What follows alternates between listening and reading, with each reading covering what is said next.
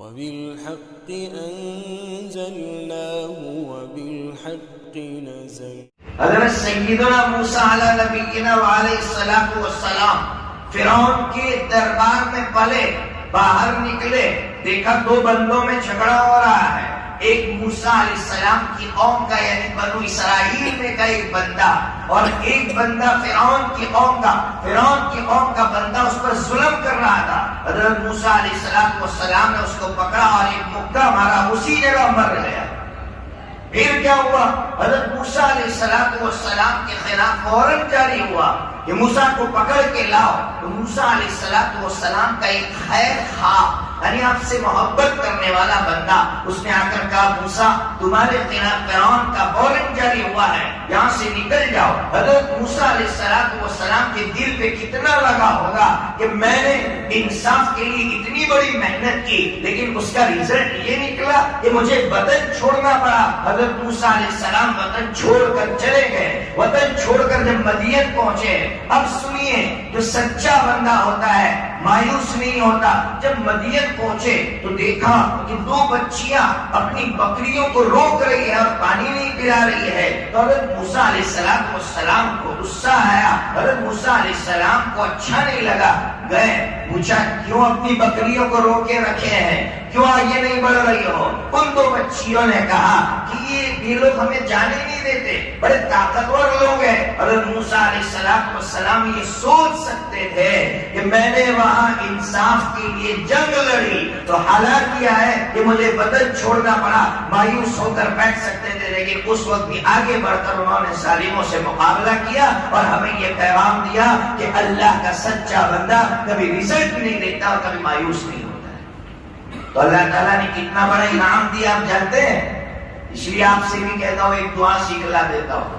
قرآن مجید نے دعا بتلائی ہے. قرآن مجید کہہ رہا ہے حضرت موسیٰ علیہ السلام نے اتنا بڑا کام کیا، پھر ایک درخت کے سائے میں لیٹ گئے اور لیٹ کر اللہ تعالیٰ سے دعا مانگ رہے ہیں رب انی لما انزلت الی من خیر فقیر، رب انی لما انزلت الی من خیر فقیر.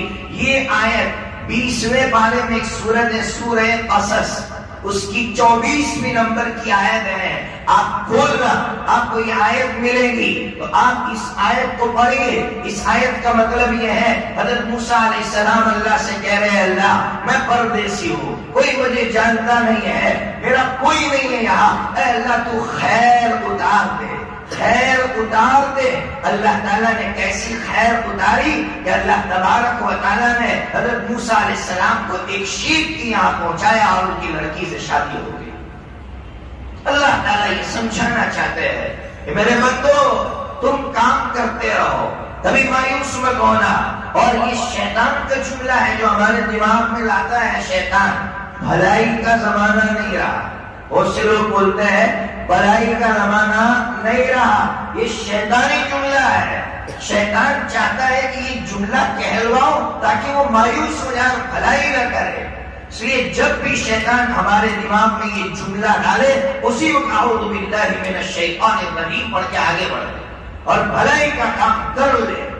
اللہ رب العزت آپ کی نیکی کبھی ضائع نہیں کرے گا، آپ کی بھلائی کبھی ضائع نہیں کرے گا. بھلائی کا نتیجہ کبھی نہ کبھی نکلتا ہے. مشہور واقعہ ہے ایک شرابی لیکن اس کے اندر ایک بھلائی ایک خوبی. کیا خوبی تھی؟ جب بھی اذان ہوتی تو شراب خانے میں خانے کے اندر بھی وہ کیا کرتا؟ سب کو خاموش کرواتا. اذان ہو رہی حالانکہ شرابی ہے، گناہگار ہے، بظاہر اللہ کا گناہگار بندہ ہے، لیکن اس میں یہ خوبی تھی کہ جب بھی اذان ہوتی سب کو خاموش کرواتا. ایک وقت آیا موت کی بارڈر پر ہے، بالکل سناٹا چھایا ہوا ہے، بول نہیں پا رہا ہے، گھر والے پریشان ہیں، کیا ہو رہا ہے؟ گھر والوں نے اللہ والوں کو یاد کیا، اللہ والے آئے، اللہ والے نے پوچھا اس کی کوئی خوبی تھی؟ کہاں ایک خوبی تھی. گھر والوں نے بتایا کیا خوبی تھی؟ کہاں کہیں بھی ہوتا چاہے شراب کی محفل میں ہو یا گھر پہ ہو، اذان ہوتی تو وہ کہتا ہمیشہ کہ بھائی خاموش ہو جاؤ، اللہ کا نام لیا جا رہا ہے۔ اللہ والے نے کہا اذان شروع کرو، جیسے ہی اذان شروع کی اور جب لا الہ الا اللہ پر پہنچا ہے مؤذن، اس نے یوں ہاتھ کرنا شروع کیا اور اس نے بھی کہا لا الہ الا اللہ، اس دنیا سے چلا گیا۔ شرابی ہے لیکن خیر بھلائی کرتا رہا، گناہگار تھا، وہ اللہ اور اس کا معاملہ تھا، لیکن کبھی بھلائی سے پیچھے مت ہٹنا، کبھی خیر سے پیچھے مت ہٹنا۔ شیطان آپ کے دماغ میں ڈالے، آگے بڑھتے رہنا، میں خیر کرتا رہوں گا، قوم آپ کو گالیاں دے گی، قوم آپ کو برا بھلا کہے گی، لیکن کبھی قوم کی گالیاں سن کر پیچھے مت ہٹنا۔ بہرحال میں نے پہلی چیز آپ کو یہ بتلائی کہ میرا اور آپ کا کام یہ ہے کہ ہم اللہ کے لیے کرتے رہیں بھلائی، اللہ تبارک و تعالیٰ ہمیں رزلٹ